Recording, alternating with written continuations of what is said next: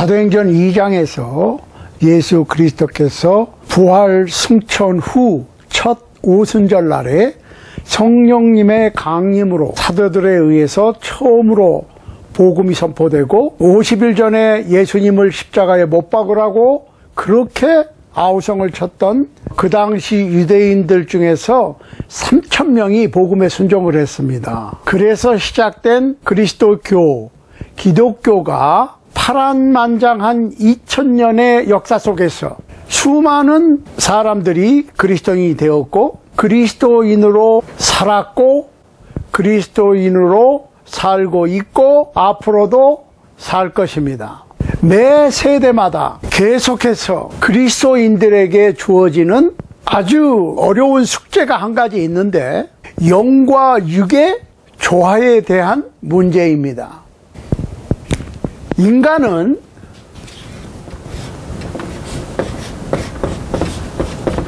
영과 육으로 되어 있죠. 사도 바울은 여기다 한 가지를 더 이렇게 표현했어요.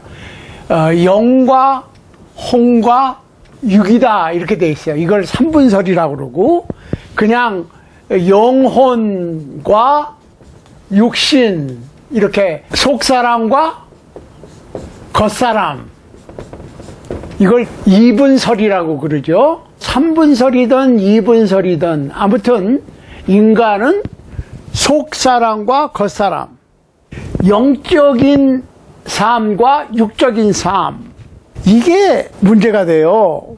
그러니까 2000년 기독교 역사 가운데서 가장 커다란 문제 중에 하나가 바로 이 문제입니다. 영혼과 육신 따라서 영혼에 양식이 있고 육신에 양식이 있지요. 왜? 영혼도 양식이 필요하고 육신도 양식이 필요하니까. 그러면 우리가 분명히 알아야 될 것은 크리스찬은 영혼의 양식인 하나님의 말씀이 필요합니다. 절대로 필요하지. 그러면 말씀만 먹고 사느냐? 아니죠. 육신은 육신의 양식이 필요합니다. 이건 음식이죠. 그러니까 예수님께서 40일 밤낮으로 금식하시고 시험을 받으셨을 때에 시험하는 자가 야 40일씩이나 굶었으니 배고프지 이 돌로 떡을 만들어 먹어라. 너는 능력이 있지 않느냐 했을 때 예수님께서 사람이 떡으로만 살 것이 아니요 하나님의 입에서 나오는 모든 말씀으로 살 것이다 그랬어요. 그러니까 예수님께서는 떡은 필요 없고 육신의 음식은 필요 없고 하나님의 말씀만 필요하다고 말씀하신 게 아니에요. 영혼은 말씀으로 살아. 그렇지만 육신은 떡, 즉 육신의 음식이 필요한 거예요. 그러니까 사람이 떡으로만 살 것이 아니고 말씀으로 살지만 말씀으로만 사는 게 아니라 떡도 필요하다.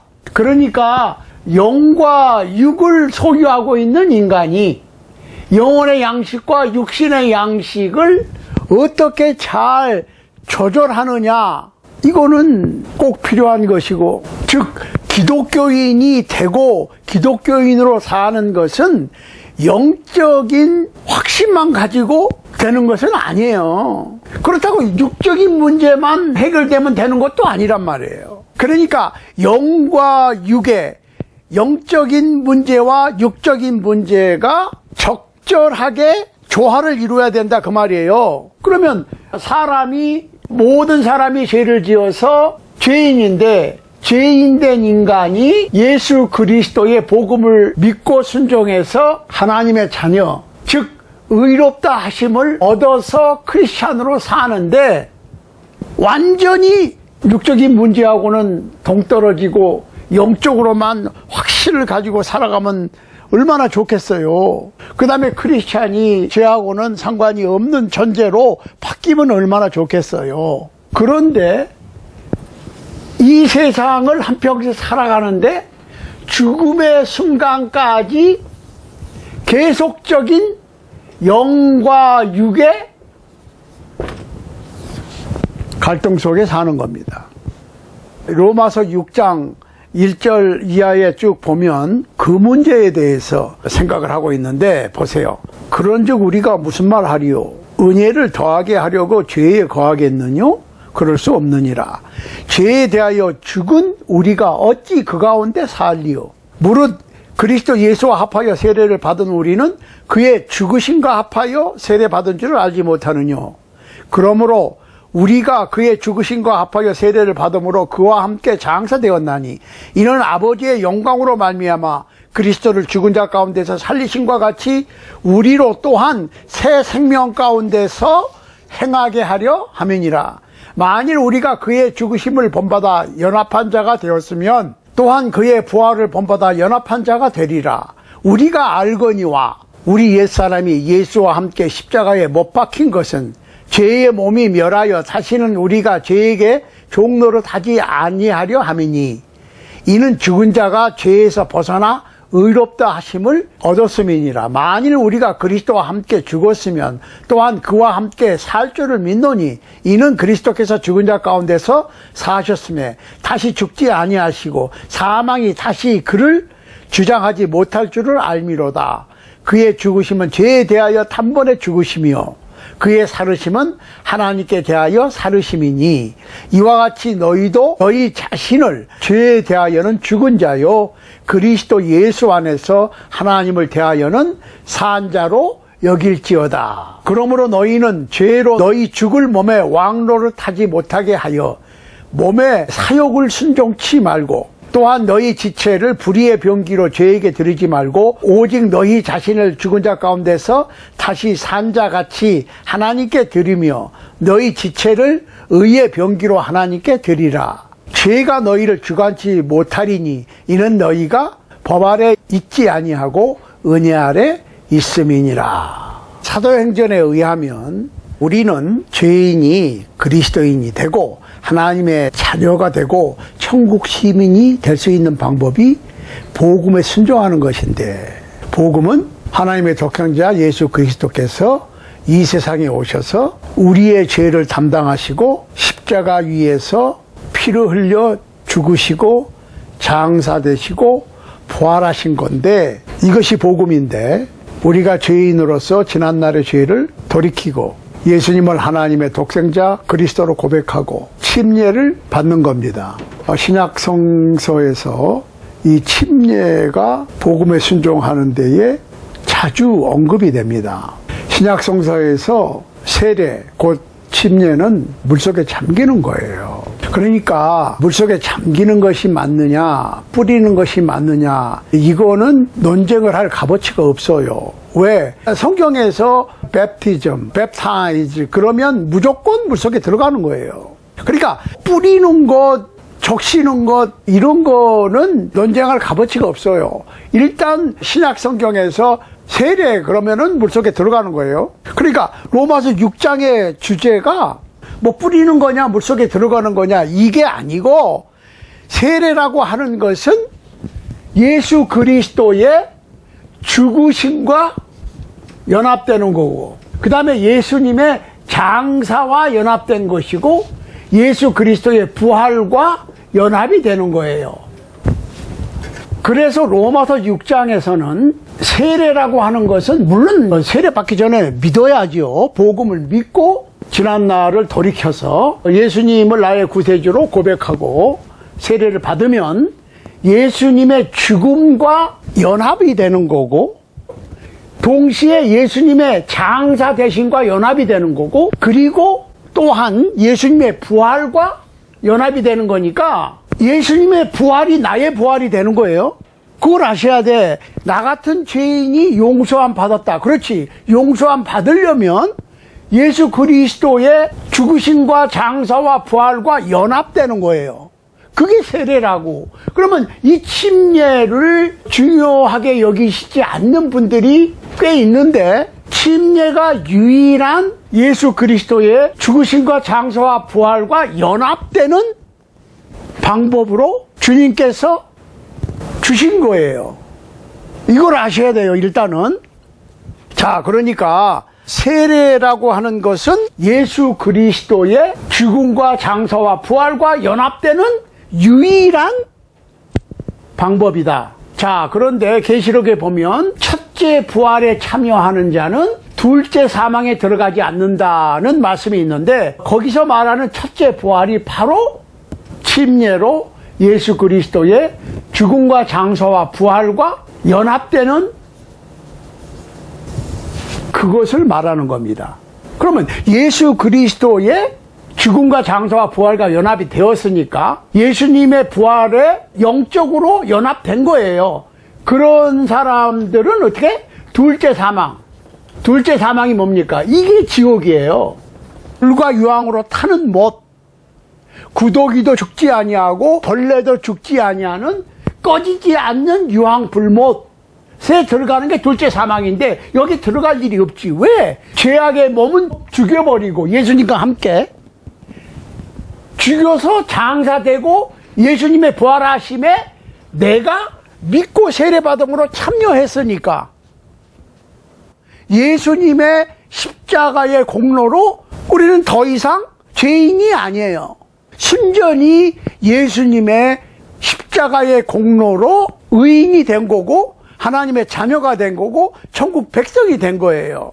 그런데 지금 로마서에서 사도 바울의 주장이 뭐냐면, 죄가 넘치는 곳에 은혜도 넘친다. 왜냐하면 사도 바울이 자신을 스스로 죄인이라고 그랬잖아요. 죄인의 괴수, 죄인의 두목이라고 그랬습니다. 그러면서 죄가 넘치는 곳에 은혜도 넘친다. 그 얘기는 무슨 얘기냐면, 죄를 요만큼 용서받은 죄인하고 이만큼 용서받은 죄인하고 누가 더 은혜를 많이 받았느냐?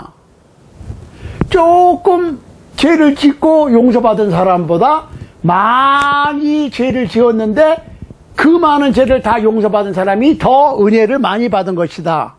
그런데 은혜가 넘치게 하기 위해서 그러면 우리가 죄를 지어야 되겠느냐? 그 얘기죠. 아니다.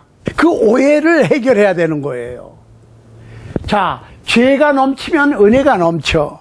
그러니까 은혜를 넘치기 위해서 죄를 넘치게 지어? 그건 아니라는 거예요. 로마서 5장에 보면 우리가 아직 연약할 때에 기약대로 그리스도께서 경건치 않은 자를 위하여 죽으셨도다. 의를 위하여 죽는 자가 쉽지 않고 선인을 위하여 용감히 죽는 자가 혹 있거니와. 우리가 아직 죄인 되었을 때에 그리스도께서 우리를 위하여 죽으심으로 하나님께서 우리에게 대한 자기의 사랑을 확증하셨느니라. 그러면 이제 우리가 그 피를 인하여 의롭다 하심을 얻었은즉 더욱 그로 말미암아 진노하심에서 구원을 얻을 것이니, 곧 우리가 원수 되었을 때에 그 아들의 죽음으로 말미암아 하나님으로 더불어 화목되었은즉 화목된 자로서는 더욱 그의 살으심을 인하여 구원을 얻을 것이니라. 이러므로 한 사람으로 말미암아 죄가 세상에 들어오고 죄로 말미암아 사망이 왔나니, 이와 같이 모든 사람이 죄를 지었으므로 사망이 모든 사람에게 이르렀느니라. 죄가 율법 있기 전에도 세상에 있었으나 율법이 없을 때에는 죄를 죄로 여기지 아니하느니라. 그러나 아담으로부터 모세까지 아담의 범죄와 같은 죄를 짓지 아니한 자들 위에도 사망이 왕노릇하였나니 아담은 오실 자의 표상이라. 그러나 은사는 그 범죄와 같지 아니하니 곧 한 사람의 범죄를 인하여 많은 사람이 죽었은즉 더욱 하나님의 은혜와 또한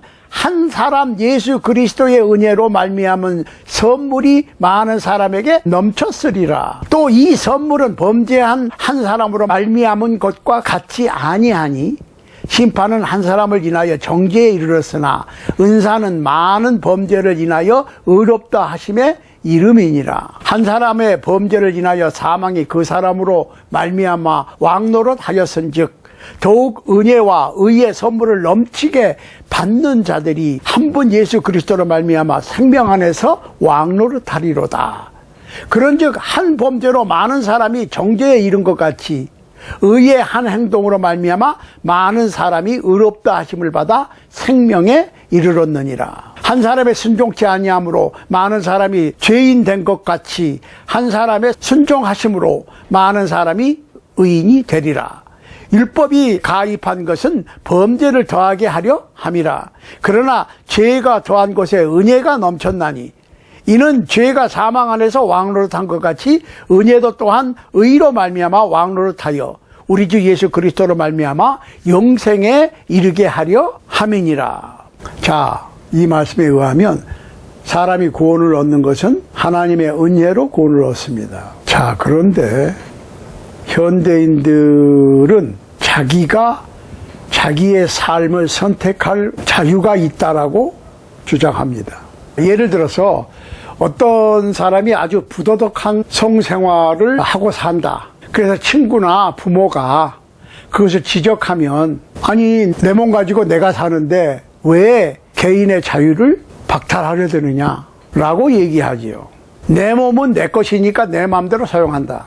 한 사람의 개인적인 생각과 선택이 보장되어져야 한다. 현대인들뿐만 아니라 현대 그리스도인들이라고 그러는 분들도 마찬가지입니다. 내 일평생의 죄가 예수 그리스도의 십자가의 보혈로 용서되었으니까 내가 어떤 생활 태도를 가지고 살아가든지 상관이 없다. 하나님의 은혜로 덮어지는 거고 용서가 되는 거니까 라고 얘기합니다.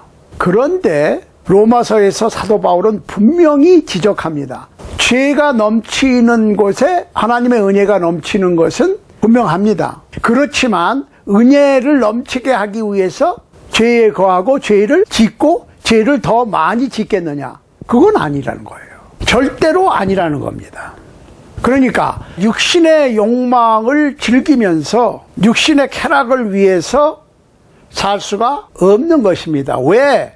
세례의 의미 때문에 그렇습니다. 그러니까 예수 그리스도를 믿고 회개해서 예수님을 구세주로 고백하고 침례를 받은 사람은 죄를 짓는 것을 계속할 수가 없습니다. 사도 바울의 주장을 들어보세요. 죄에 대하여 죽은 우리가 어찌 그 가운데 더 살리요. 무릇 그리스도 예수와 합하여 세례를 받은 우리는 그의 죽으심과 합하여 세례 받은 줄을 알지 못하느냐. 그러니까 세례를 받았다고 하는 것은 단순히 물속에 들어갔다 나오는 게 아니고 예수님의 죽으심과 연합이 되어서 나의 죄적인 몸이 예수님과 함께 죽고 장사되는 거예요. 그리고 물속에서 나올 때 예수 그리스도의 부활과 연합이 되는 겁니다. 자, 에베소 2장에서 사도 바울은 죄로 죽은 자에 대해서 얘기를 해요. 그러니까 죽음, death라고 하는 말은 문자적으로 separation, 분리예요. 그러니까 크리스찬이 됐다는 얘기는 하나님의 자녀가 됐다는 얘기고 하나님 쪽으로 섰다는 얘기는 죄에서 분리된 거예요. 그러니까 죄에 대하여는 죽었어. 이해되시죠? 그러면 죄 가운데 있는 사람은 반대로 하나님과 분리된 거예요. 그러니까 죽은 상태예요. 그러니까 한 사람이 죄를 지으면은 죄로 인해서 죽은 결과가 되고 죄로 인해서 죽은 사람은 하나님과 분리가 되고 복음에 순종해서 크리스찬이 되었다는 얘기는 하나님 편에 섰고 하나님의 자녀가 됐다는 얘기. 그 얘기는 곧 죄에 대해서 죽은 자가 되었다는 얘기입니다. 그러니까 사람이 죄로 죽은 자이면서 죄에 대하여 죽은 자를 동시에 할 수는 없어. 둘 중에 하나예요. 죄에 대해서 죽은 자는 하나님 편에 있고 죄에 대해서 산 자는 하나님과 반대쪽에 서 있는 거지. 그러니까 사람이 죄로 죽은 자 가운데 있다가 그리스도 안에서 새로운 삶으로 가는 과정에 있어서 확실한 터닝 포인트, 변화되는 순간이 있는데 그것이 예수 그리스도의 복음을 듣고 믿고 회개해서 예수님을 나의 구세주로 고백하고 침례 받는 그 순간이 죄에 대하여는 죽고 하나님에 대하여는 사는 전환점이 되는 것이다. 자, 그러니까 복음에 순종했으면은 영적으로 하나님의 자녀가 되고 죄악에는 죽었고 새 생명을 얻었는데 아니 그렇다고 육신까지 변화돼 가지고 내가 어떤 죄와도 상관없는 존재로 우리의 육신이 바뀌는 것은 아니란 말이에요. 그러니까 거기에 갈등이 있는 거예요. 그러니까 로마서 4장, 5장, 6장, 7장 계속 연결이 되면서 그리스도와 연합되는 것은 또한 그리스도와 결혼하는 걸로 돼 있어. 한 남자와 한 여자가, 한 여자와 한 남자가 결혼을 할 것 같으면 한 몸이고 죽음이 갈라놓을 때까지 갈라질 수가 없습니다. 그러니까 사람이, 죄인이 복음을 믿고 물속에 잠겨서 그리스도와 연합이 되면 그리스도 안에서 모든 죄 용서와 신령한 축복들을 받습니다. 그런데 그것은 곧 결혼하는 것 같이 교회는 그리스도의 신부고, 교회는 무슨 큰 뾰족탑이 있는 멋있는 건물이 아니고 크리스찬들, 그리스도인들을 교회라고 그래. 그렇죠? 그러니까 그 교회는 그리스도의 신부라고 표현이 됐어. 가장 가까운 관계를 설명하는 거예요. 그런데 이게 로마서 4장, 5장, 6장, 7장으로 넘어가면서 혹시 우리가 장으로 나눠져 있다고 하는 것 때문에 뭐 4장에서는 그 내용이 끝나고 5장으로 가고, 5장에서 끝나고 6장으로 가고, 6장에서 끝나서 7장으로 가고가 아니라 그 주제와 설명이 쭉 이어지는 거예요. 그러니까 1250년에 성경이 장으로 나눠졌어요. 그러면 1250년까지 약 1200년 동안은 장절이 없었어. 절은 1535년에 나눠졌어요. 그러니까 불과 500년도 채 안 됐어요. 절로 나눠진 거는. 장으로 나눠지는 것도 뭐 한 750여 년 정도밖에 안 됐죠. 그러니까 사람이 편리하기 위해서 나눈 것이지 영감에 의해서 나눠진 것은 아니에요. 그러니까 사실은 로마서 7장은 로마서 6장의 연속입니다. 자, 여자가 남편이 살아있는 동안에는 그녀가 남편에게 매여 있는 거라고 바울이 설명을 해요. 그런데 만일 남편이 죽으면 그 여자는 다른 남자와 결혼할 수 있다고 얘기하는 겁니다. 그런데 만일 남편이 살아있는데 그 아내가 그 남편을 떠나서 다른 남자와 결혼하면 음부가 된다. 그렇게 설명을 해요. 그러면서 사도 바울은 우리 크리스찬이 그리스도와 연합하는 것을 설명을 하고 있어요. 계속해서. 그런데 그 그리스도와 연합되는 것이 세례, 곧 침례라는 거예요. 그러니까 복음을 믿고 침례를 받은 사람은 죄를 지을 수가 없어. 그 이유는 죄인이 복음에 순종해서 믿고 회개하고 예수님을 나의 구세주로 하나님의 독생자로 고백하고 침례를 받으면 그리스도의 매인 그리스도와 결혼한 것이 되기 때문에 그렇습니다. 그러니까 그리스도인은 그리스도에게 속한 거예요. 죄를 지을 수가 없어. 가만히 생각해 보시라고. 물론 부지 중에 죄를 지을 수가 있어요. 그렇지만 죄를 짓지 않는다는 얘기는 의도적으로 죄 짓는 것을 연습하지 않는다는 거예요. 부지 중에 실수할 수 있어. 그건 회개해야지. 그러니까 짐짓 짓는 죄는, 일부러 짓는 죄는 회개가 안 된단 말이에요. 죄 짓는 것을 내가 계획하고 도모했다면 회개 안 됩니다. 그거는. 그러니까 실수로 지었는지 짐짓 의도적으로 지었는지는 주님만 아시지. 우리가 함부로 어떤 사람의 죄를 이러쿵저러쿵 할 수는 없겠어요. 그렇지만 부지 중에 지은 죄는 용서될 수 있어요. 그러니까 어떤 크리스찬이 죄를 지으면 고백하라고 그랬잖아요. 요한일서 1장에서. 하나님은 미쁘시고 의로우셔서 죄를 지은 크리스찬이 죄를 고백하면 용서해 주신다. 어떻게? 예수 그리스도의 보혈로, 예수 그리스도의 보혈 안에서 용서가 되는 거예요. 그렇지만 짐짓 지은 죄는 곤란합니다. 자, 로마서 6장 3절에 보세요. 무릇 그리스도 예수와 합하여 세례를 받은 우리는 그의 죽으심과 합하여 세례받은 줄을 알지 못하느냐.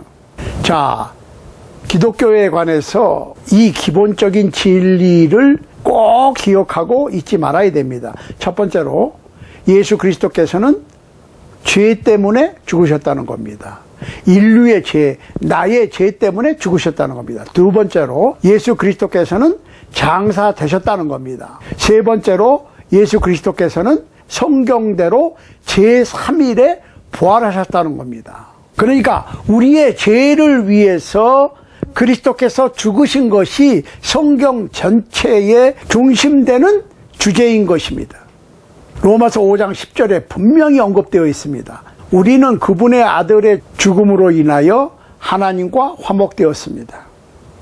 그리고 우리는 그리스도의 죽으심과 합하여 세례를 받았습니다. 지금 우리는 물로만 세례를 받은 것이 아니라 그리스도와 합하여 세례를 받은 것입니다.